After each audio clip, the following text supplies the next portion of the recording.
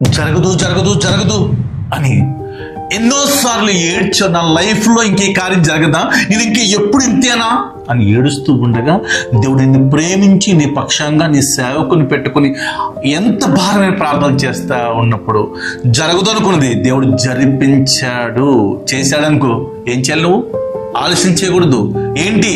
కృతజ్ఞత చెల్లించడం. అది నీకు ఇచ్చిన ఏ రూపంలో అయినా సరే. అయితే బైబిల్ చెప్తున్న ప్రసంగి 5:4-5 చాలా క్లియర్గా ఏదైనా మొక్కుబడి చేసుకుంటే ఆలస్యం చేయొద్దండి. ఆలస్యం చేసావా, ముందు జరగక ముందు చేయాలి, లేకపోతే జరిగిన వెంటనే చేయాలి. బైబిల్ చెప్తుంది. మరి ఎక్కడ చేయాలి? దేవుని సన్నిధిలో. ద్వితీయోపదేశకాండం 12:26 కూడా ఉంటాడు, దేవుని సన్నిధిలో నువ్వు ఎక్కడికి రక్షించబడ్డావు ఏర్పాటు చేసుకున్న స్థలములోనే చేయాలి. అదే ద్వితీయోపదేశకాండం 12:13 నువ్వు చూచిన ప్రతి స్థలములో అర్పించకూడదు. ఎక్కడ పడితే అక్కడ ఒకటే కదా దేవుడు అనుకోవద్దు. నువ్వు ఎక్కడో బ్యాంకులో జాబ్ చేస్తూ ఉంటావు, ఎక్కడో సాఫ్ట్వేర్లోకి వెళ్ళి శాలరీ తీసుకోవడానికి నీకు ఛాన్స్ ఇస్తారా? సేమ్ అంతే.